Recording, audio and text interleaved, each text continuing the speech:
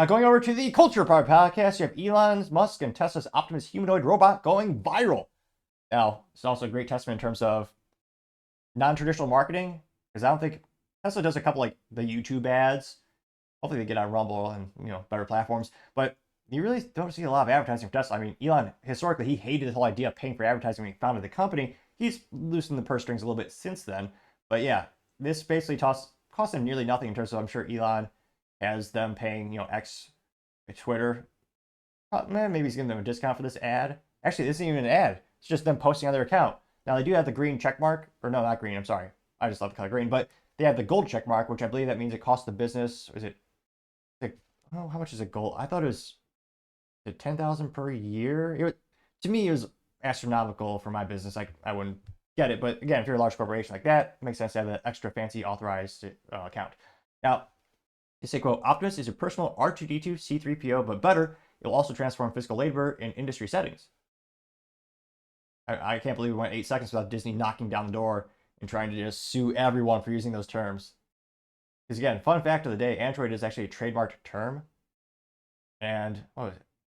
Was it the Motorola? It was a commercial. I noticed that when I was a kid, like Motorola, and you saw the trademark in the bottom. It's like they actually paid Lucasfilm, not George anymore, unfortunately. They pay them a royalty to use that, which is, I thought, kind of fun business fact of the day. Let me know if you do appreciate or you don't appreciate little business and life ADHD comments that are moderately correlated to the general subject of the show. Now, not too much further ado. It's about 2.5 minutes long, but pretty revolutionary. Of course, it starts off with a bizarre cyber-looking, I don't know, cyber taxi that they're talking about. Robots.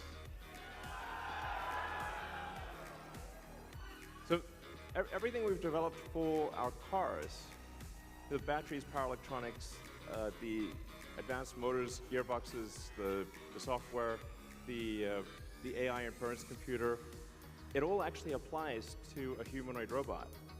It's the same techniques. It's just a robot with arms and legs instead of a robot with wheels. Dun, dun, dun, dun. And we've made a lot of progress with Optimus.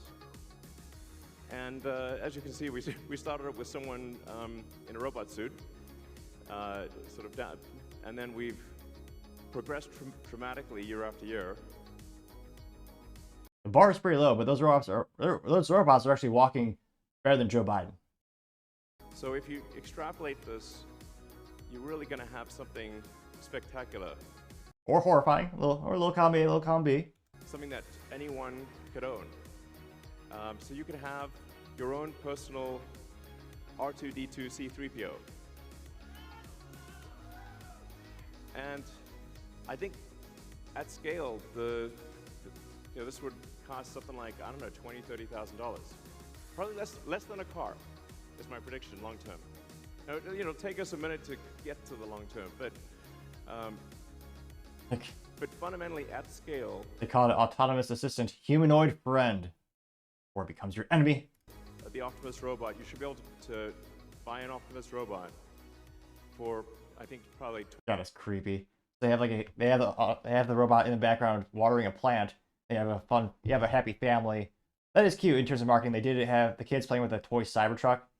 I don't know if you consider that an Easter egg, but I like those little subtle marketing note in there. $20,000 to $30,000 long term. So and what can it do?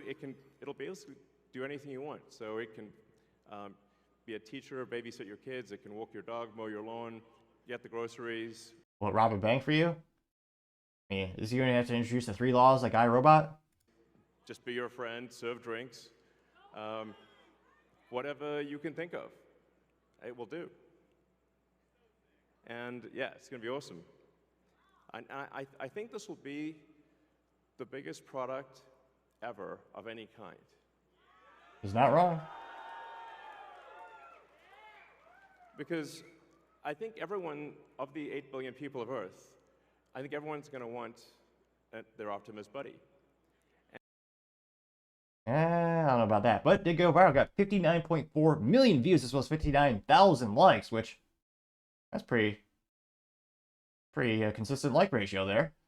Now, one of the first comments is from Johnny Loveless saying, quote, I'm pretty sure they've made like 500 movies about this. Nevertheless, cover your ears if you have trouble listening. Nevertheless, if it can pleasure me, We have a deal. Getting 1.1 thousand likes. A lot of these comments. Reality Timmy says almost there in this article from The Sun from 2015 saying we'll be having adult relations with robots in the next 10 years, which, yeah, I got 2,000 likes. Dr. Disrespect says, finally someone to watch my Lamborghini, getting 1.8 thousand likes. I thought that guy was canceled.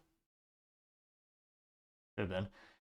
Shane Counter says, this is awesome. Tesla is shaping the future right in front of us, getting 275 likes. They certainly are. Jesse Graves says, this is amazing and I can't wait to own one, but also, where are all the people going to work when the people get replaced by robots? Getting 201 likes, which is one of the age-old discussions, the age-old debates since we, I mean, really the biggest debate started around the invention of the cotton gin back in the day in terms of the debate of will new technology destroy jobs or will it create new jobs? And that'd be an interesting, I'd be especially interested if you're a telecom worker. And when you had, I mean, back in the day, when you want to make a phone call, you had these gals who sat at these massive switches. They'd actually manually take the cords and move them from one to the other in order to complete the call. Now, obviously, that technology's subsequently go the way of the dodo bird. But in terms of people working in telecommunications, not just manufacturers of smartphones, but also working in the giant conglomerates like AT&T, Verizon, T-Mobile. I mean, overall, how many new jobs are created? And at the end of the day, were there more or less? Were there really any jobs lost? Now, again, even with the humanoid robots, you're going to need someone to manufacture them. So you need someone to maintain them. You need, well, not just software research and development, but also software updates. These things are going to need. I mean, no matter what people tell you, it's always just going to need some type of maintenance. Especially if so many of those moving components. It'll be interesting to see. Not to lean into the comments, but it'll probably need some type of lubrication for a lot of those joints. So, let me know in the comments. Do you think this will actually destroy jobs forever? Will it create new jobs? Will it be about the same number at the end of the day? I mean, this is going to. I mean, in terms. You're already seeing this application, especially in the automotive community. I mean, I know Mercedes. There's a couple brands that are experimenting with them. Again, it's very small scale at the moment. A lot of the technology, just because of the battery, really one of the biggest constraints is the power. So, a lot of these have externally powered, so a glorified, extension cord plugged into them. It's fancier than that, but a lot of them are set up with that currently. And yeah, I think factory workers, especially automotive manufacturing, is going to be the biggest thing. I believe it's going to be displaced, as well as warehouse workers, where you have a lot of repetitive motions that could be, well, obviously it's not detrimental, but it's wear and tear of the human body. A lot of those repetitive actions, I think, will be gone first, especially if it's something as rudimentary as just moving boxes from one place to another. And this will be one of the biggest innovations in business since the dawn of time. I believe that's especially once it hits critical mass. Once you get these things really rolling out the doors. Again, the first couple ones are going to cost millions of dollars if you take into account research, development, all that kind of stuff. It's going to be comically expensive, like most things are when you have the very first iteration of a new product. But over time, usually costs go down per unit, and I don't think it's inconceivable to get that price point of $30,000. Now, a lot of people are speculating, these going to be like, you have people like Bernie Sanders and all these other politicians, socialists, but a lot of them are saying, well, maybe we just tax the robots or something like that. Or there's a lot of debate on, how do we not have a huge disruption in the U.S. economy while still having these benefits of new technologies. And it'll be interesting to see at the end of the day what that debate is. And another thing is, just culturally speaking, do people want this? Again, there are some interesting, innovative technologies, but they just fall flat on their face because people don't like it. They reject it. One of the biggest comical things was Google Glass. Some people are just saying it wasn't the right timing, as people have more and more wearable technologies now. But I mean, when Google Glass came out, that was a thing where basically you had a creepy little screen, little glasses where you had a screen in front of you, and then you also had a camera, so it was recording everything you do. And culturally speaking, a lot of people rejected it. Also had a high price point, didn't help out the cause as well. But there's certain technologies people just push away. Now, this one, obviously, the biggest component I see in terms of short-term sales is going to be business to business. So you're going to have, Tesla will make it for themselves, but they might sell it to competing automotive companies. They might sell it to other factories.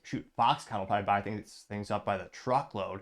I think in terms of business to consumer, where people like you and I can buy as an individual, that would be the later iteration of product, partially because businesses have more money to invest for factory assembly, where you and I mean, geez, $30,000 that's life-changing. I mean, that's a lot of money for a lot of folks. I mean, shoot, that's nearly the price of a car. So I think, again, that price rate will really need to go down more over time in order to have individuals adopt it. But yeah, definitely revolutionary. It's very fascinating. It's, quite concerning from a security perspective because, well, it's electronic, and anything that's electronic can and usually will be hacked by malicious actors. So, yeah, and also, half the comments are comical because they're talking about, adult content, which they'll be used for that, I'm sure, as well. But in terms of actual, cultural interactions, and what is stopping this robot from being used for bad? Now, again, I don't think those reasons will be enough to actually stop this innovation and actually come to the market. But just like AI, I mean, there's a what was it? Google, what's this stupid thing called? The Google AI? Is it Genesis? But not the cool second video game platform. But there's a time where they asked, Google Genesis, hey, what option is better for humanity? Not misgender Caitlyn Jenner, sorry, or thermonuclear war. The robot said we should do thermonuclear war. They said that option was preferable versus misgendering someone. That's insane, obviously. And Caitlyn Jenner hilariously, a couple days later said, hey, please, misgender me as opposed to destroying humanity. So that goes, who's going to be programming these AIs? Humans. Humans are, by their very nature, imperfect. Many of them have malicious thoughts and, actions. So that's another concern, is who's going to program the AI for these robots as well, and what are the safeguards that people don't just order them to, go rob a bank or do other malicious things. So I think it will hit the market. I don't think there's the amount of benefits very similar to the internet in and of itself. Well, I guess we can debate till the end of time. Oh, I can debate till the end of time in terms of the benefits versus pros and cons versus social media. And I would argue if you're under 18, it's definitely more bad than good. But at the end of the day, I think it will come to the market. People will eventually buy them up. But let me know. Do you think it'll actually be blocked? Do you think a government, I mean, especially the defense industry, they're going to love this. So I can't help but think the government's not going to regulate it in terms of stopping the adaptation and the manufacturing technologies and the new products. But let me know in the comments, because as always, be fascinated to hear what you have to say. Thank you everyone for taking the time to tune in. Again, trying to get to 4,000 subscribers by the end of the month. So if you can click that button, I greatly appreciate it. Also, give me a thumbs up, thumbs down, or comment. It's a great way to give me some additional feedback, letting me know how I can make the show better and better. Lastly, don't forget to take the time to tell your family, tell your friends, tell your coworkers, heck, tell your enemies, tell anyone and everyone. Just stay safe, fight the good fight.